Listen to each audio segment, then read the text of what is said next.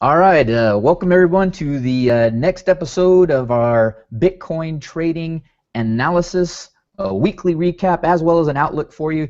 We've got a good panel of guests here today, actually joining us today. Oh, by the way, I'm Bonavest. In case you didn't know, I'm the host of the show for right now, and we're going to have Flibber, George Saman, co-founder of BTCSX, Adam with Bull Bear Analytics, as well as BTC VIX, of course, and then Major League Trading is wrapping it up here at the end.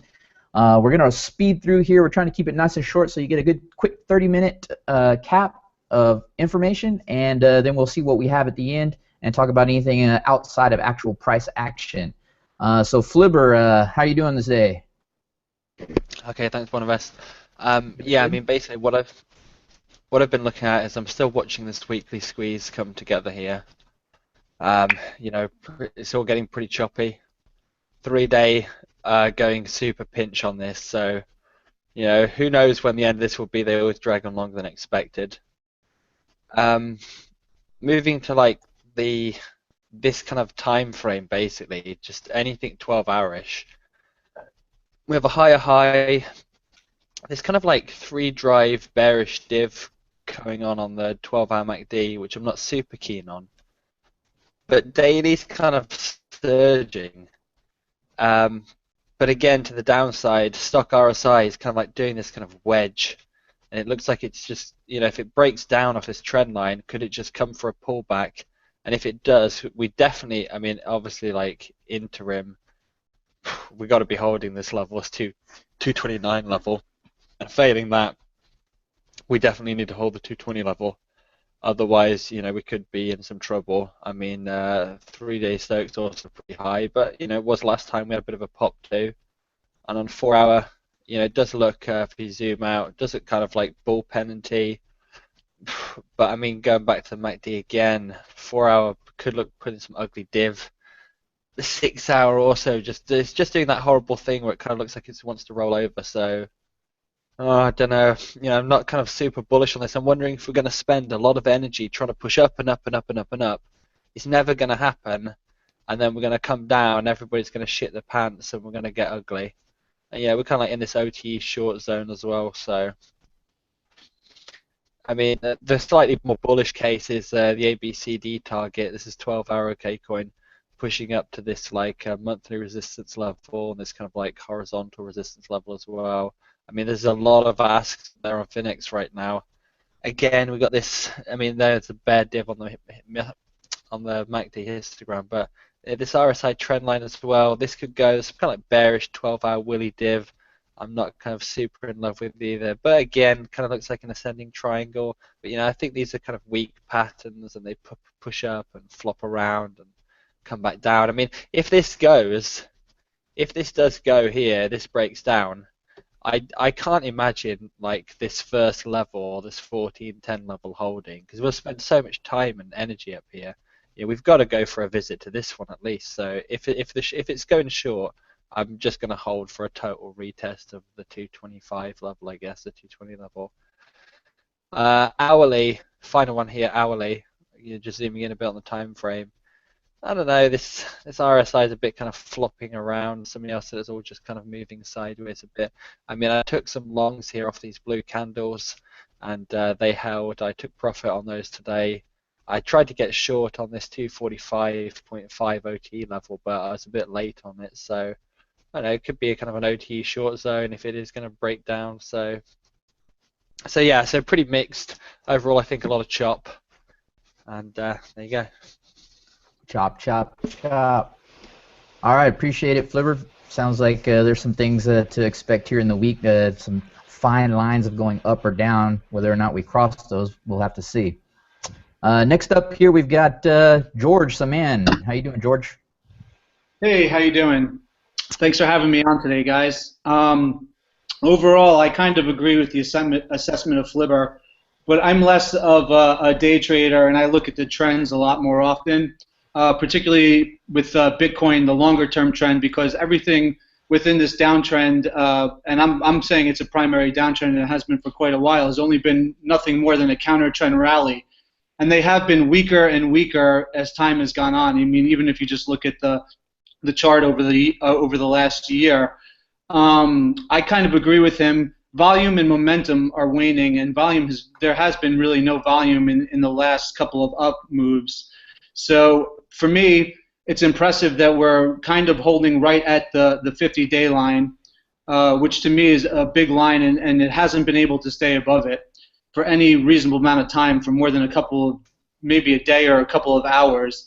So when I'm looking at the charts and I'm looking at how much energy has been spent up here just trying to break this line, I'm kind of in the flibber camp of it's kind of worrisome. We haven't done it significantly with volume or breakout in price.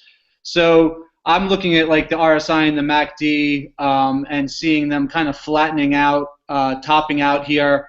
And maybe it's just a rest before a bigger up move, but I don't really see that right now. I don't see that in the volume coming in to support that. And you know, there's two things that you can look at here. A, there's been a lot of good news lately, and the price has not really reacted as much. And with all the good news over the last few months, it reacts less and less. So to me, that means that if good news is being discounted as bad news, or not as bad news, but just being discounted and the price isn't moving, that's not a good sign. But I will say that with the choppy action here and the market kind of being range bound, you know, you don't want to short a dull market. A friend of mine reminded me that today. I always that's one of the oldest rules in the book. So right now I say I'm in a more neutral stance. But if we look at like the Ichimoku charts as well, the price has entered back into the cloud very, very subtly on the 1 year. But it seems very weak. I mean, this cloud has a lot of resistance. As I've written in my posts, you know, the future cloud is low at a lower price than the price actually is right now. So there's a lot of resistance ahead. I think personally, if we do move up, 255 is going to be really hard to break, and that's kind of the top of the cloud. And you know, it's resistance levels at other things I'm looking at as well. So right now, that looks neutral as well. But to me, I'm looking at momentum, and it just doesn't seem to be confirming the price move up to 240. So I'm looking at this as the top of the range, and you know, those price levels that Flibber was talking about, I have an intermediate term and a short-term chart looking at the fib levels. But I think if this doesn't hold, that the 210 level is really the big level. And you know, some people are speculating, is that the bottom? It's kind of been a double bottom in that 210 to 215 area. I definitely think a retest of that area will occur if the energy spent here doesn't turn out to be a price confirmation to the upside. So I look at that as the biggest level. Obviously, 220 is a pretty big level too, as well. But if 210 doesn't hold, you know, we know what the downside looks like from there, and it won't be very pretty. The other thing that I'm just like looking at and thinking about all this is, you know, there's been posts written about it, the high frequency trading that's coming in and how it's changing the market and going to make it choppier and whatnot.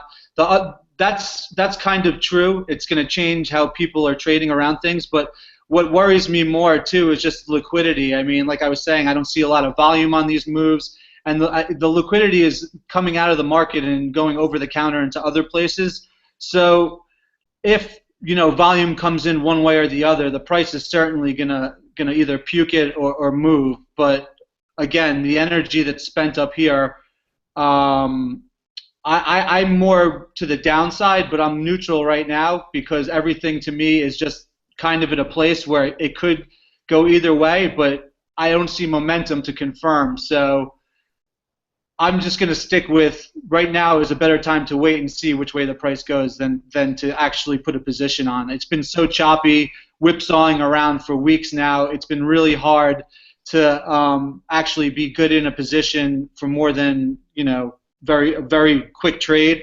So, you know, in saying all that, the primary trend is still down. And that's the trend that I'm looking at, as well as the intermediate and turn trend, even though that's improving a little bit more. So I would just say that I'm waiting for more evidence before I could say which way to go. And I know that's not the best answer in the world, but sometimes it's just better to sit on your hands than put on a bad trade. And right now, I think it's good to just be vigilant and wait and see. And that's kind of where I'm at. I mean, you can look at my fib levels and see the resistance. I mean, there's no magic really to it as far as what's going to be significant and what's not on the downside. It's pretty much the same as what Flibber was saying. So that's So the technical term that you used was puke it and move. Is that what it was? I don't know that I said that. I said it's either going to puke or move to the upside. Puke maybe. or move. There you go. Puke or move. Gotcha. All right. But Also, I just don't see momentum coming in yet. So to me, that's what I look at more than anything. And the volume has just been really bad. So that's really what's going to give that's really the telltale signs for me. And I'm still waiting. So I'm cynical about the move, but it's impressive nonetheless. Well, just to remind all you viewers out there, we also have right above me here, I had to move it here in case the avatars block the space, but join us in the conversation after the show on a TeamSpeak server. It's tswhaleclub.io. You can join that there. There's probably 150, 200 people. Vix, how many people are in the TeamSpeak right now, since I know you're in there? No, I'm not in there right now. Oh, you're not in there. It's probably, well, I restarted my computer. I didn't go on, but probably 150 or so. About 150 or so. So join us there. There's the link right there, tswhaleclub.io. You'll enter that in, and you can download TeamSpeak at www.teamspeak.com. And let's see, who's up next now? We've got Adam of Bull Bear Analytics. All right, Adam, you ready to go? That I am. All right, go for it, man. All right, so you know, like these guys, I'm neutral for the time being. But like I tweeted out earlier today, I went from, over the past 6 to 8 months being a pretty uber bear to over the past 5 to 7 days kind of trying to shift out of bear mode into at least sideways mode. Maybe not full bull yet, but things are looking much better. And just kind of from a broad overview here's my weekly. And you were talking about chart clarity in the chat. Well, my charts are kind of confusing, so I'll try to walk you through it as best I can, but and don't forget to zoom in just a little bit, make it a little easier for people viewing the show to see that. It's a little hard viewing it on YouTube. Say that one more time. If you zoom into your charts a little bit when you're talking about some of the smaller movements, just so people can see it on the video a little bit better. Okay, yeah, and that's going to slow my computer down a little bit too, so I'll do my best to try to optimize it both ways. Up here at the top around 1,800, 600, 700, this is where you really want to think about, being short, staying short, hunting short positions. I mean, down here with this nice W bottom that we have down here at the bottom of this wedge, it's just not the time I want to start, selling coins en masse. Scalping is one thing, but if you're looking for a swing trade to the downside here, I think you might be looking for a while. On the weekly, the momentum here on Willie looks good. I'm gonna try to zoom in a little bit, see how long it takes. But RSI is still below 50, slowly creeping higher off this double bottom, which is nice. And volatility down here really got extreme down at this 166 low down here. So MAs, we're still below the MAs. That's bearish. We still have a ton of dynamic resistance up top. We haven't broken the wedge. Volume profile is ugly, but I think at least for the time being, we're going to chop right around in here between 200 and probably 260, maybe for months. But I don't see us going to low 100s like a lot of people do. I just don't think it's in the weekly chart. So then another thing I wanted to show is a Renko chart, which not a lot of people look at, but it's a great way to view the trend. It's just pure kind of price breakout action. And when we look at it here, obviously it's confirming what these guys are saying. Downtrend is in effect, although we do have a kind of an interesting different dynamic going on here. Where on this last rally, the lows came back all the way down to the low to test, whereas there's something going on at this 200 to 220 area, probably an institutional order block that the bears just can't get through, and that spells something going on to me. A lot of volume coming in here on the bullish side. Over the past 3 to 4 weeks, and you can see it in the price action too. I mean, on all these moves down, there's spikes. The bears can't get any traction, and the the cells are just eaten up. There's just too much demand, it seems like, down at these levels. So I agree again with these guys that we might need to go down and test there. But if we get back down to 210, I think that would be a big opportunity. 220 is where I'm really looking at. I would view that as a gift on the long side. But anyway, let's go on to the alley real quick. And, pretty impressive. Like these guys said, this thing's been overbought, momentum's waning, but the bears just can't push this thing down. You can see it's kind of been chopping around into the mainly between the 38 and the 50%, which is still bullish, building in support down here, and we're just flirting with resistance up to the upside. This might take a couple days, but I expect at least another shot at 250 before the bears come in and try to take it back down one more time. But volume profile filling in nicely, nice curvature here. And again, on overbought indicators, the price continues to levitate here at 240, surprisingly to me. So that's my view. Neutral for the next week. I wouldn't really do anything. It's probably going to be chop zone, but I'm looking for places to get long for the first time in a long time. All right. Yeah, I'd say the same thing. Seeing it flatten out the bottom definitely makes me want to start going long more than going short. That's for sure. It sure does, yeah. All right, Vix, what do you got for us today? Yeah, I mean, just listening to the first guest, you can just kind of feel the vibe that there's a tremendous amount of indecision, really, just with everybody's analysis kind of grasping for what's the bull case, what's the bear case. And, that's very indicative of, inflection points, chop zone. It's also been why I haven't been trading too much. So, my first chart here, if we just go back to 1 week from today on our first analysis show, we printed this 12-hour pivot. And I was looking for a test of the 786 fib down here. We only got into the 220s, and we reversed and took another stab up. Above, I wanted to draw these lines because I think they're really crucial. Right here you have Spider Crusher dynamic levels on the weekly time frame, and we've been holding above these, and we haven't been able to break below them on this most recent rise. However, I'm going to kind of repeat myself from last week in that we have very strong Willy divergence on the 4-hour.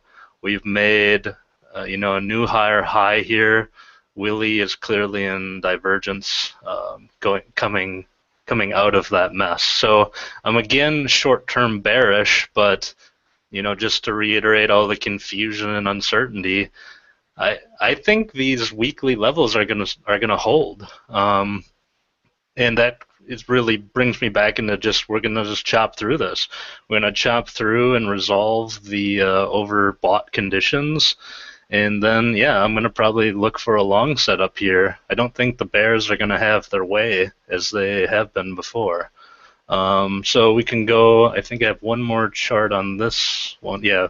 The hour time frame, this gets me a little bit bearish on some of the shorter time frames. We certainly have, well, actually we don't have Willy divergence, but Willy is taking a trip down, and that's where I'm going to look at those levels, this 236, 239 level. So that's really, all I really want to say with this, other than just kind of mucking around into, hyperbole of where we can go. We're in a chop zone. If you are trading, you should be looking at scalps, or you should just not be trading at all and enjoying hopefully some nice weather. So this next chart I have is the pivots. This tends to get watched pretty heavily, especially over in the TradingView community. And it's kind of interesting because the monthly pivot is pretty much so right at those double weekly dynamic levels that have printed. So we really have like 3 really strong arguments of a strong support area, and until that breaks, I'm I'll wait for that break to actually initiate getting bearish again. Otherwise, I'm just staying out. And then, we have some targets here to the upside. 262 on Phoenix is the first R1, down to 210. So, I mean, we're stuck here. We're talking about a low volume market, a market with compressing range over the long term. I've been bringing this all up in TeamSpeak quite a bit. That we're going through this period where the Bollinger Bands are tightening. The range is compressing, and we're waiting for the move. And we all know that when we come out of this, either way, it's going to be a large move. But trying to play these inter-term moves can get really choppy. I mean, there was two $10 moves, was it Friday night and Saturday night? I mean, it was in the AM, but they were just major fake outs and went the other way. And I just looked at that and said, there's no way I could have traded that one correctly. So until then, I'm just sitting on my hands, and that's all I have. Yeah, that sounds about right. It jumped up like at 10, 11 o'clock, something like that, 2 days in a row or something like that. It was very unusual, and it just went straight up and then sideways. So, yeah, very strange. And so we'll keep an eye on the pivot points, right? And Major League Gaming, you are up for batting cleanup. You going to wrap this up for us? Hey, thanks for having me on, guys. So anyway, for me, it's pretty simple. Can you guys hear me, actually? Yep, go ahead. Okay, perfect. So I recently just got into the Bitcoin markets. I'm obviously a legacy trader with futures and stocks and options. So the two things that I'm seeing here on a weekly chart, this is just using Bitfinex.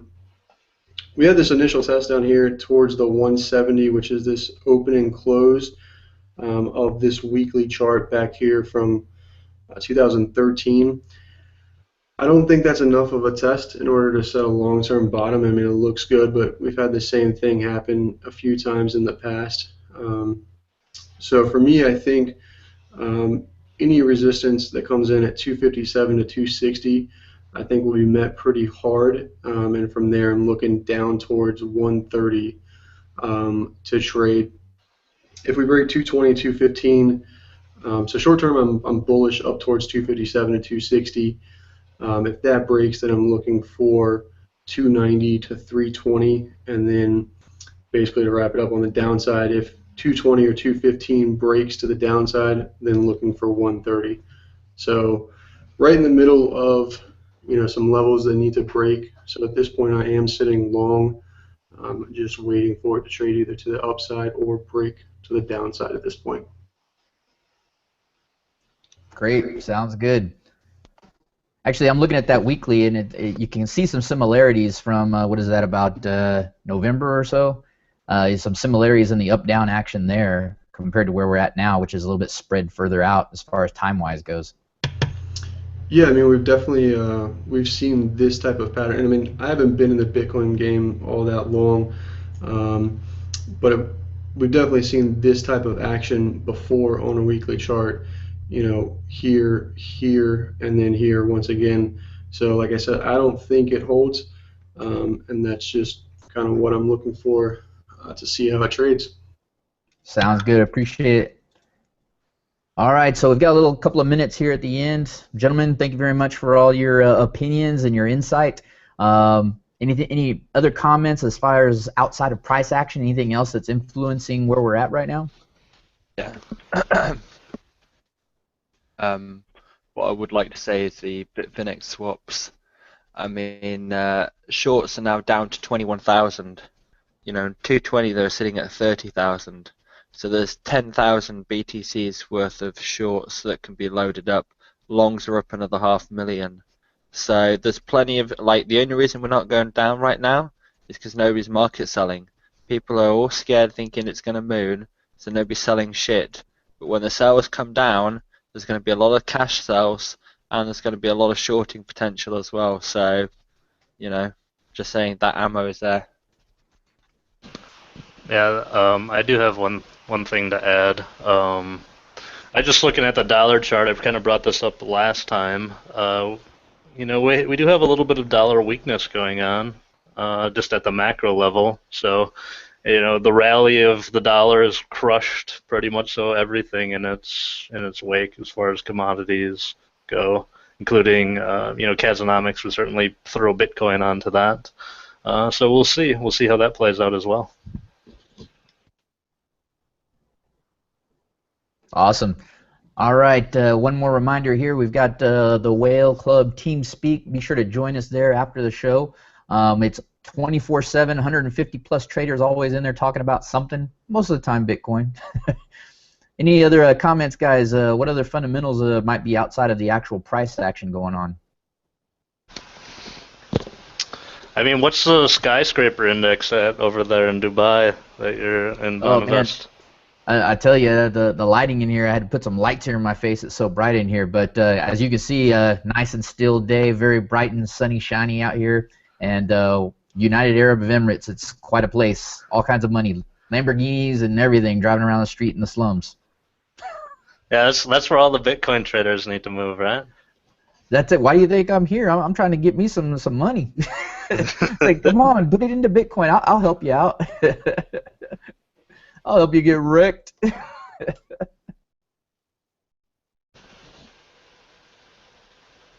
all right, guys. If there's no other comments, we'll wrap it up here for the weekly outlook. All the viewers out there, appreciate you joining us. We're going to do this every week, so be sure to come back next week to Whale Club TV on YouTube. That way you get notified next time we have a video, as well as on the Google Plus pages. That way you also can get an email when we do other events as well. Until then, I am Bonavest, the host, and the panel of guests. Thanks, guys, for coming, and we'll see you next week. See ya. Bye.